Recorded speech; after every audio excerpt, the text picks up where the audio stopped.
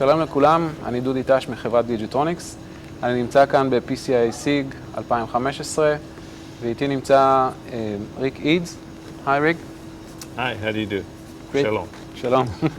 Great to have you with us here in Oh, Israel. thank you. Thank you. It's an honor to be here. Rick, would you tell about your activity at the Keysight and the PCI-SIG? Yeah, sure. So I work for Keysight Technologies, and I work in the high performance oscilloscope group. And my responsibilities are as a program manager for the PCI Express tools and also for some specific software tools that are part of our solution set for PCI Express transmitter measurements for the high performance oscilloscopes. Also for Keysight Technologies, I serve on the PCI-SIG board of directors and am one of 9 directors from various companies throughout the industry that basically manage a coalition of over 750 high technology companies that form the PCI-SIG that is responsible for the PCI Express specification. Would you give us a short review of the news for the PCI Gen 4? Yeah. PCI Express 4.0 represents the next generation of PCI Express technology. And we released PCI Express 3.0 a few years ago and immediately started work within the PCI-SIG on Gen 4. Gen 4 represents the next generation of that technology, and we'll be doubling both the speed of the technology as well as the overall throughput of the technology. So it'll be twice as fast and it'll move twice as much data. The speed of our current technology, which is PCI Express Gen 3, runs at 8 gigabits per second. And so we're going to double that. We're going to move that to 16 gigabits per second.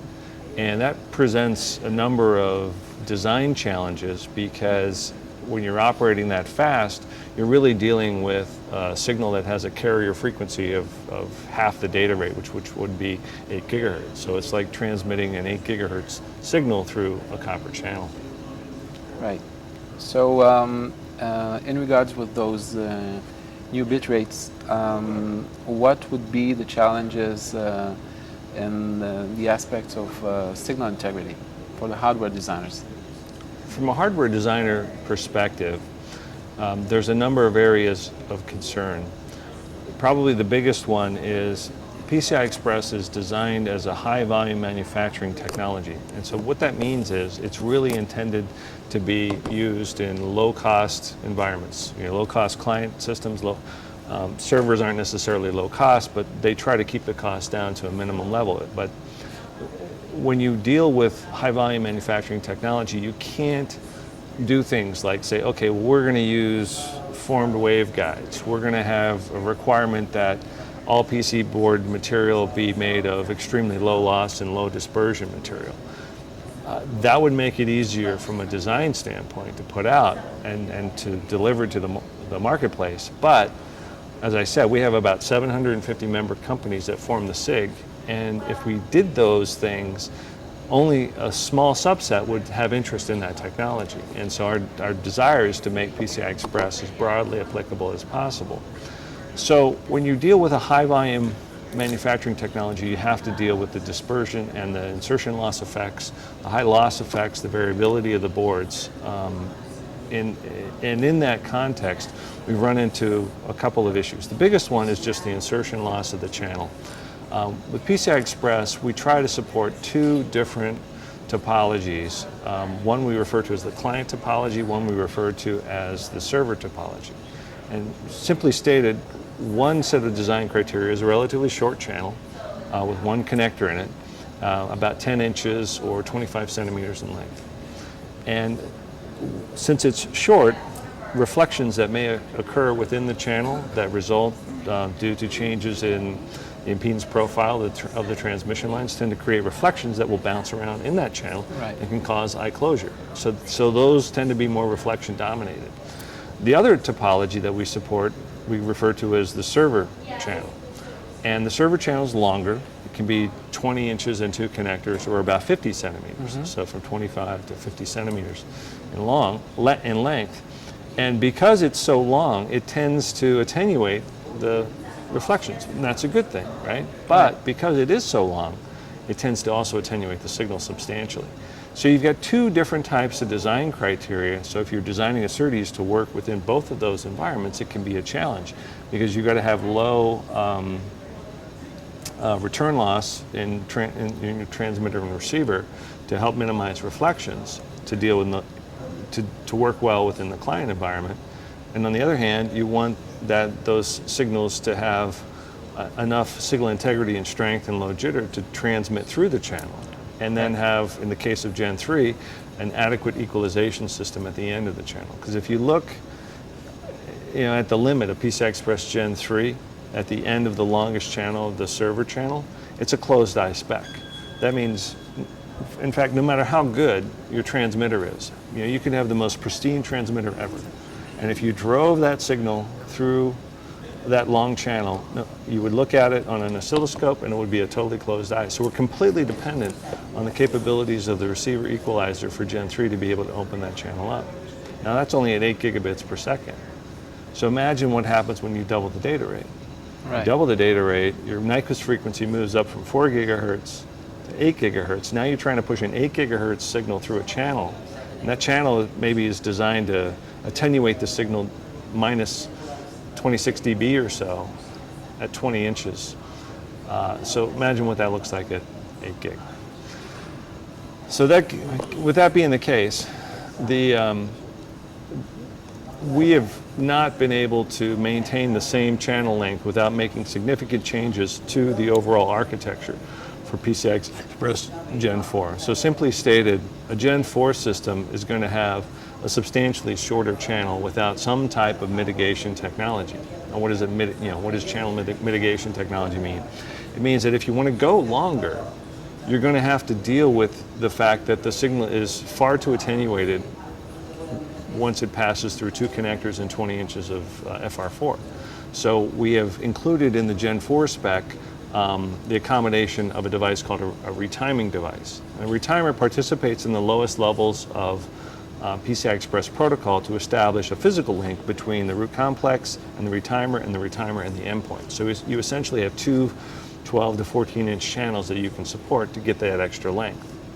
We need the extra length to be able to support the application of the server channel, but it does add some additional cost. So to get to 16 gigabits, we'll need to add that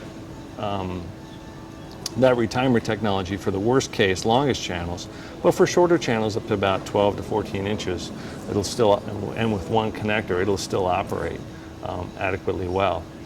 Many of the things that got us to the point of being able to be successful at 8 gigabits per second are also going to be used to help us to get to 16 gigabits per second. With Gen 3, we transitioned from AP10B encoding to 128, 130-bit encoding. That gave us a great improvement in efficiency of the transmission encoding that goes into the PCI Express signaling. And the second thing that we did was to add a receiver equalizer that includes a CTLE plus a DFE that helps to open up and deal with both the linear effects of the channel and the nonlinear effects that may be occurring in the channel to be able to open the eye up. So we're going to leverage those highly as we go to 16 gigabits per second. We're still going to maintain the same CTLE system that we had for Gen 3 into the Gen 4 spec. And on the DFE side, we're probably going to go from 1 tap to 2 taps. So those represent some of the challenges that you have to deal with as a designer, because you've got more attenuation in the channel, you've got higher speeds, you're going to have to pay a lot closer attention to the internal reflections that may be occurring. You probably have to have greater discipline, maybe looking at back drilling vias if you want to extend the channel length as far as possible. The type of connector topology you have. If you're doing add-in cards, there are going to be new requirements on where you place the grounds and how you structure the grounds and grounds vias on the add-in cards to help ensure the elimination of possible suckouts through a standard PCI Express connector. Okay. What about how do you choose the correct test and measurement equipment for the testing of the PCI Express Gen 4? So when we talk about choosing the test equipment for PCI Express Gen 4, first thing to consider is the types of tests that you want to do. And usually what I'll talk to people about is there's really 3 areas of testing on the physical layer side that I think are the most important. The first part of it is testing the channel, because the PCI Express specification is divided into 3 main parts, and in Gen 4 you could say it's arguably divided into 4 parts. But the 3 main parts are the channel part of the specification, the transmit side of the specification, and the receiver side of the specification. So on the channel side, you have to, if you're going to be successful with PCI Express, you have to be able to create a compliant transmitter, you have to be able to create a compliant receiver, and then the assumption is that if you connect those two through a compliant channel, you'll have an interoperable system. When it operates at 16 gigabits per second, you're not really able to probe the system to try to debug it. Right. Because as you probe it, you have the Heisenberg principle being applied. And that act of probing it changes the electrical characteristics. And so you may or may not be able to actually ascertain what it is that's causing your system to fail. So we try to design it with those 3 ideas in mind: channel, transmit, and receiver. So on the channel side, certainly channel simulations are important, so having good simulation tools are worthwhile. But also we have vendors who use our ENA tools or TDR tools to do characterization of the S parameters of the file, of the channel. In order to make some de-embedding later on? Yeah, we do some de-embedding. If we're doing some testing of the transmitter itself, for example, we'll de-embed the effects of the breakout board that we use to test the transmitter. But mostly it's to be able to ensure that the channel is going to be compliant. Now within the PCI-SIG workgroups, we've developed a tool called CSIM. And CSIM is a statistical simulator that we use to validate the channel. So if you're a member of the PCI-SIG, you can go to the PCI-SIG website and download this tool.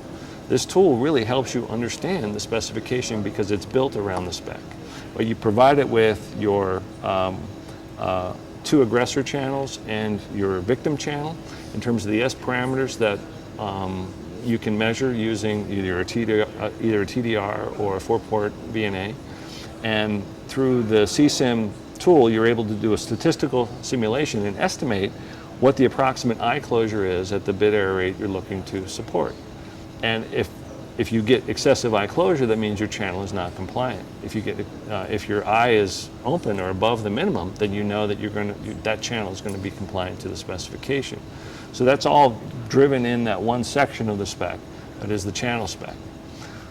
So to do that, what equipment do you need? You need something that will help you to characterize the channel, right, either through simulation or through direct measurement. If it's through direct measurement, you want to use something like an ENA or a PNA, vector network analyzer, or a TDR. So second part of the specification is on the transmit side. PCI Express Gen 4 operates at 16 gigabits per second. If you were to look at what do you need in terms of a transmitter? Obviously, you're going to need something that's able to accurately measure that speed of a signal. But there are also are some other considerations as well, which I'll talk about. First thing you need to understand is that for PCI Express Gen 4, there's a receiver equalizer in place. And the receiver equalizer has 2 poles. And the second pole defines the input bandwidth of the receiver.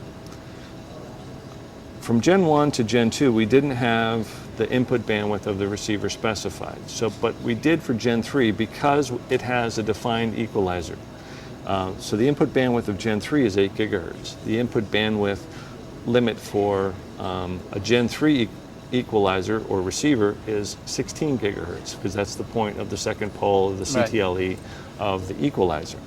So you want something that's able to characterize a 16 gigabit signal. And mostly I think we're pointing to about 25 gigahertz as the minimum bandwidth for an oscilloscope that we would use for characterizing a Gen 3 transmitter. On the other hand, one of the things that you have to also consider is that we use the oscilloscope to actually calibrate a bit error rate tester as it's being used to test the receiver.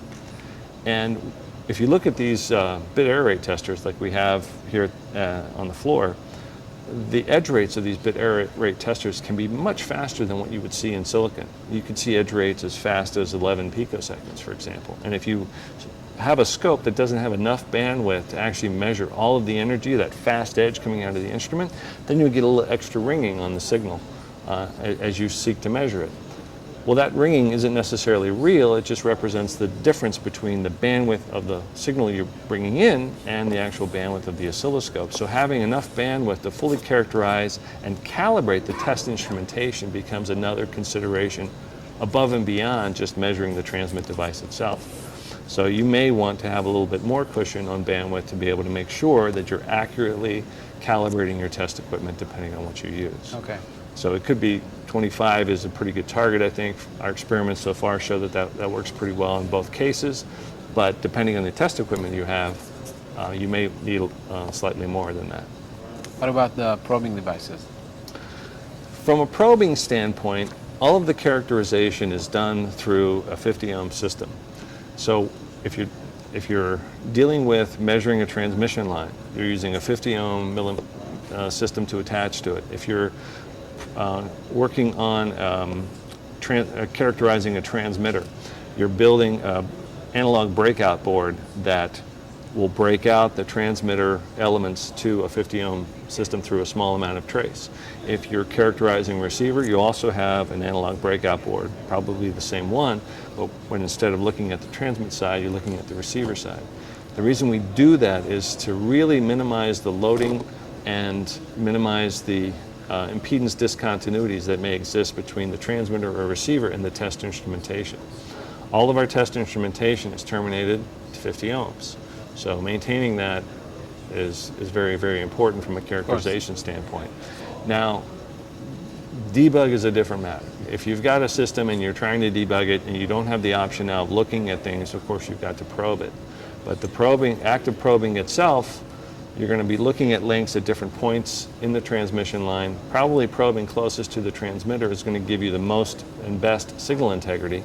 If you start to probe at the far end at a 16 gigabits per second, your ability to resolve anything more than some sense of what the data is probably going to be limited.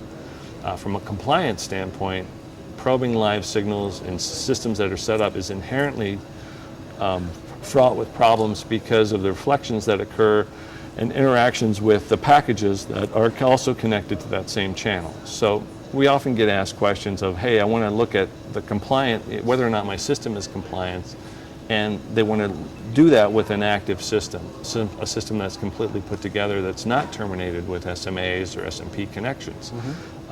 You can look at things, you can get a sense of what your eye opening is like, but it would be very difficult to say if that was compliant or not, or if it failed compliance, that it was actually a true failure. Because at best it's a conservative measurement. So we have probes that you could use, a number of different types of probes, from solder down to what we call our ZIF connection probes that allow you to have different measurement points. But mostly that would be used from a debug perspective as opposed to a compliance and validation standpoint. Of course. You know, the compliance and validation setup for PCI Express, both for Gen 3 and for Gen 4, is really built around a instrument quality, 50 ohm connections, defined test fixtures that the PCI-SIG provides for standardized interfaces that are based on the chem connector. What we're showing you here is the Keysight Technologies N5393D PCI Express transmitter test application that works in conjunction with our B-series and Z-series oscilloscopes. And we have a Z-series oscilloscope that we're showing here, which has performance up to 63 gigahertz. We're not going to need to run it nearly that fast, though. And we can test all generations of PCI Express that are currently out, from the original 1.0A version of the spec to 1.1, 2.0, and 3.0. And what's also important to note is that even PCI Express 3.0 has a requirement of testing at 2.5 gig, 5 gig, and 8 gig. You have to test the device basically at its highest speed and any intermediate speed up until that point. So in this case, we've got an add-in card that we have set up for test. So we've selected the add-in card that we want to do, to do the testing on, and then the next step is to select the test that we want to run. Now in this particular setup, we've also set up a test switch, a microwave switch, which has a bandwidth of about 26 gigahertz. And this allows us to easily switch through the different lanes of the PCI Express device that we're testing. PCI Express generally supports by one or one single lane devices, by 4, by 8, and by 16 lanes. And so if you're doing a large number of lanes across a number of different speeds, then it's useful to have an automated switching system that allows you to automatically switch between them. Right. Now, in order to be able to do that, we have a switch matrix support system that we've set up that allows us to talk to this Keysight switch. And within here, we also have the ability to add response correction. So the scope itself has the ability to drive a TDT measurement through the cables, through the switch, to determine what the insertion loss in phase and magnitude is through the switch and through the cables. So it essentially allows you to extend the reference plane of the oscilloscope through to the end of the cable. And that helps to compensate for the actual loss of the switch itself. And this can all be done just using the oscilloscope with no additional hardware. So with the switch set up, we can select the test that we want to run. And so in this case, we'll just pick the PCI Express Gen 3 test that we want to run.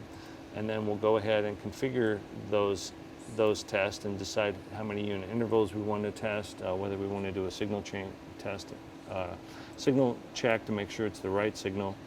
And then it also gives us a picture that shows us what the expected connection is. So you can see that this picture looks a lot like the actual setup that we have to help us to indicate just what those connections need to be in order to perform the test properly. Once we have those set up, we click on Run Tests.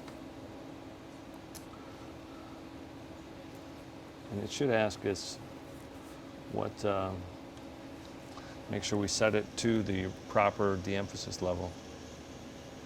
Now we'll go ahead and do that.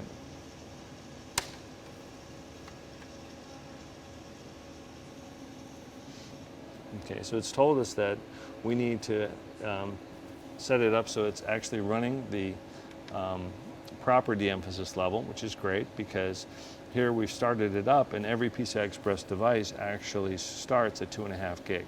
So in this case, we want to run it at Gen 3, so we have to use our toggle button to get us to Gen 2 and then Gen 3. So that's preset 0, preset 1, 2, 3, 4, 5, 6, and 7. So we'll use that. So now we'll say, okay, go ahead and retry. That should be the proper signal that it uses. It runs the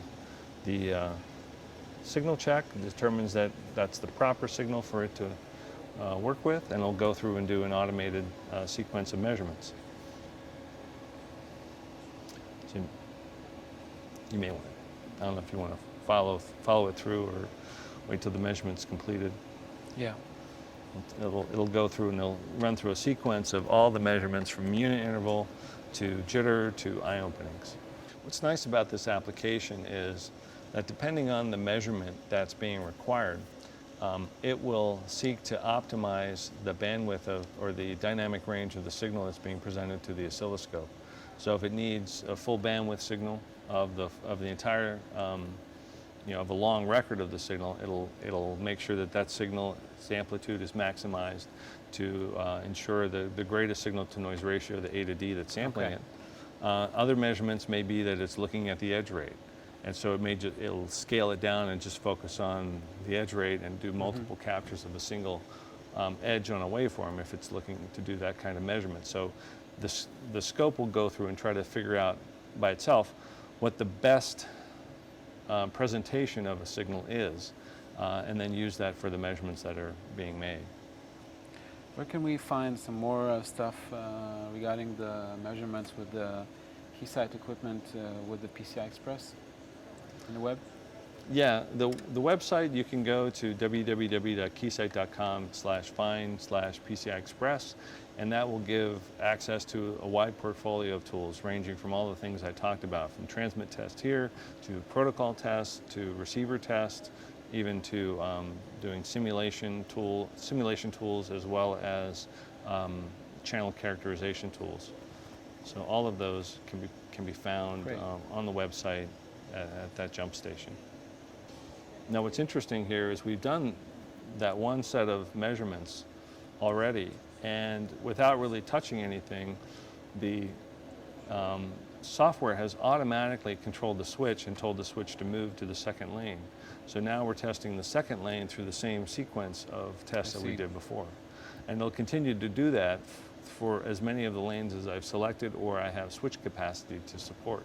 This really helps to facilitate a couple of things. One, it adds to the speed because I can quickly go through and make measurements without having to change the interconnects. And what we've noticed is another indirect benefit of that is it really saves on your cables, it saves on your fixtures, because you don't have to worry about manually breaking or wearing out a cable or breaking one of these SMP interconnects. SMPs are inherently fragile because they have a really small center conductor. Right. And if you just are a little bit off when you're trying to place your cable into that connector, you can break a pin. If you break a pin, you may or may not be able to replace that SMP connector on the board, and you may trash your board. And these boards run about $1,000 US a piece. So you certainly don't want, you want to get as much out of that investment as you can. Of course. And being able to use switch networks to be able to access the signals through the switch instead of having to manually manipulate cables on the board over and over and over again as you're characterizing a device, make things a lot smoother. Of course, in great operation. feature.